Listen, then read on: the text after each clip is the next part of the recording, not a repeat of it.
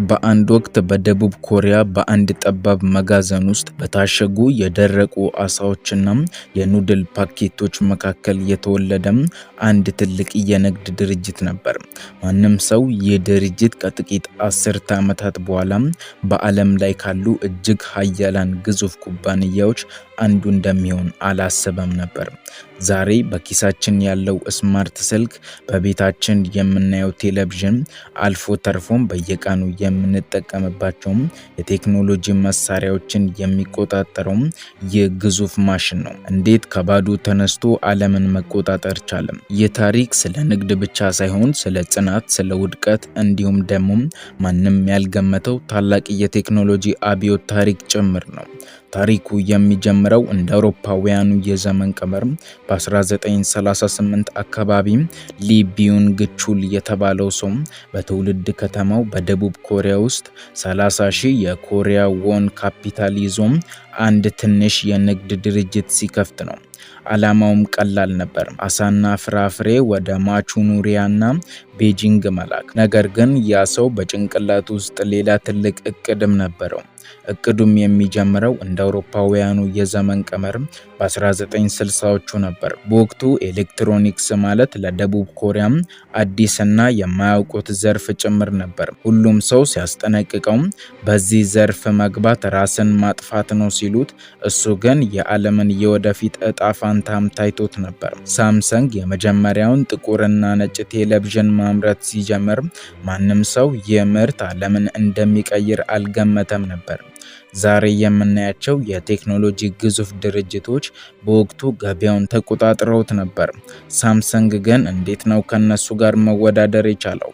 ሚስጥሩ በቴክኖሎጂው ጥራት ላይ ብቻ ሳይሆን ተመልካቾቻቸው ለሚፈልጉት ነገር በፍጥነት ምላሽ የመስጠት ችሎታቸው ላይም ጭምር ነው። ይህ ኩባንያ በየደረጃው የነበረው ጉዞ ግን በተመቻቸ ሁኔታ የተሞላም አልነበረም። እንደ አውሮፓውያኑ አቆጣጠር በ1990ዎቹ አጋማሽ ላይ የተመረቱት ምርቶች ጥራት እጅግ አሳሳቢ ደረጃ ላይም ደርሶ ነበር። ነገር ግን ሳምሰንግ ከጊዜ ወደ ጊዜ ጥራቱን በማሻሻል ሳምሰንግ ከማንም ቀድሞ በሴሚኮንዳክተር እና ማይክሮቺፕ ምርት ውስጥ ገባ። ዛሬ የምንጠቀምባቸው ዘመናዊ ስልኮች ሁሉ ሳምሰንግ ባመረታቸው ጥቃቅን ቺፖች ነው የሚሰሩት። ይህ ማለት ሳምሰንግ የእርሶን ስልክ ብቻ ሳይሆን የዓለምን የቴክኖሎጂ አቅጣጫ የሚቆጣጠር አንጎል ሆኗል ማለት ነው።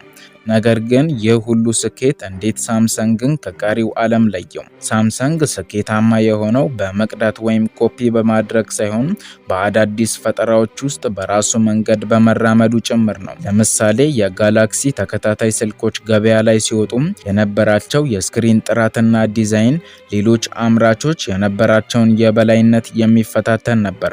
እስኪ ያስቡት፣ በየቀኑ በኪሳችን የምንይዘው መሳሪያም ከጥቂት ዓመታት በፊት በሳይንስ ልብ ወለድ ፊልሞች ላይ ብቻ የምናየው ቴክኖሎጂ ጭምር ነበር። ሳምሰንግ ይህንን ወደ እውነታ ለመቀየር በቢሊዮን የሚቆጠር ዶላር በምርምር ላይ ያፈሳል። አንዳንድ ጊዜ የምንገዛው ስልክ ከቀድሞ ብዙም የተለየ ያልሆነም ሊመስለን ይችላል። ነገር ግን በውስጡ ያለው የቴክኖሎጂ ለውጥ መላው ዓለምን የሚያገናኝ የኔትወርክ አቅምም ጭምር አለው። እዚህ ጋር ግን አንድ ጥያቄ መነሳት ይኖርበታል። ሳምሰንግ በአንድ ወቅት የነበረውን የሃርድዌር የበላይነት በሶፍትዌር እና በኤአይ ዘመን ሊያስቀጥለው ይችላል ወይ የሚል። መልሱ አሁን ባለው የገበያ እንቅስቃሴ ውስጥ እየታየም ይገኛል። በአሁኑ ሰዓት ሳምሰንግ በዓለም ላይ ካሉ ትልልቅ ኩባንያዎች ጋር እያደረገ ያለው ፉክክር የቴክኖሎጂ ጦርነት ተብሎም ሊጠራ ይችላል። በሌላ በኩል ደግሞ የሰው ልጅ ፍላጎት በየጊዜው እየተቀየረም ይገኛል። ሰዎች አሁን የሚያተኩሩት ስልኩ ምን ያህል ያማረ ነው በሚለው ብቻ ሳይሆን ስልኩ ምን ያህል ብልህ ወይም ስማርት ነው በሚለው ላይ ጭምር ነው። ሳምሰንግ ይህንን የተጠቃሚ ፍላጎት ተረድቶም ወደ አርቲፊሻል ኢንተለጀንስ እና ወደፊት ወዳለው ዲጂታል ዓለም እጅግ ፈጣን እርምጃን እየወሰደም ይገኛል። ነገር ግን የሳምሰንግ ስኬትና ተግዳሮቶቹ በዚህ ብቻ አያበቁም። በአሁን ጊዜ ኩባንያው ከውድድር ባለፈም በውስጡ በሚፈጠሩ የአመራር ለውጦችና በቤተሰብ አስተዳደር ውስብስብነት ውስጥም እያለፈም ይገኛል።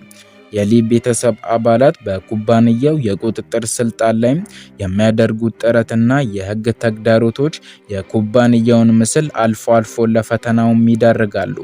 ሆኖም አንድ በጣም አስገራሚ ነገር አለ። ምንም ያህል ውጫዊ ጫናዎች ቢኖሩም ሳምሰንግ በዓለም አቀፍ ደረጃ ያለውን የምርት ተአማኒነት ጠብቆ ማቆየት ችሏል።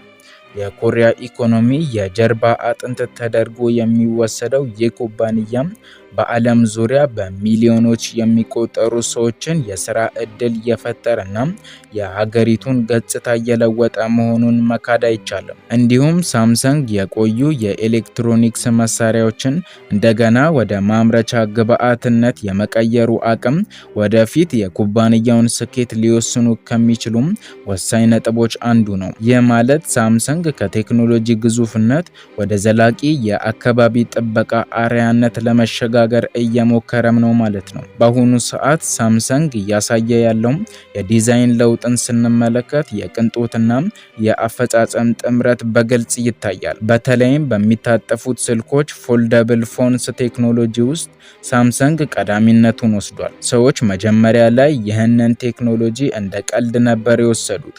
ስልክ እንዴት ይታጠፋል የሚለው ጥያቄም በብዙዎች ዘንድ ነበር። ሳምሰንግ ግን በጽናት ያንን የቴክኖሎጂ ችሎታም ወደ ትክክለኛ የገበያ መፍትሄ ቀየረው።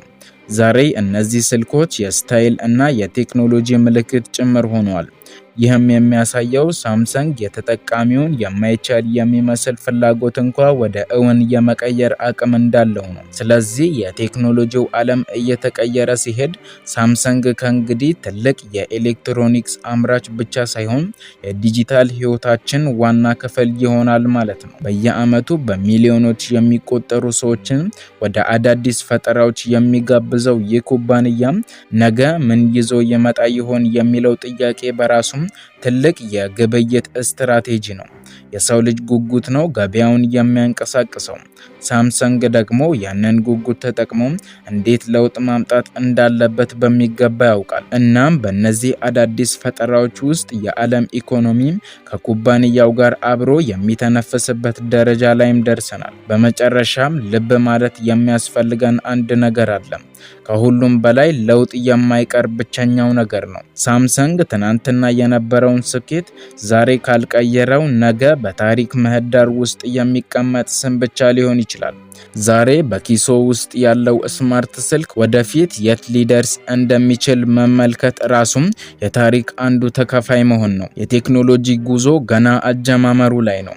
ስለዚህ ሳምሰንግ ደግሞ የዚህ ጉዞ ዋና መሪ ለመሆን በሚያስችል ፍጥነት እየተመመም ይገኛል። ውድ ተመልካቾቻችን ለዛሬ ያሰናዳንላችሁ ፕሮግራም ይህንን ይመስል ነበር።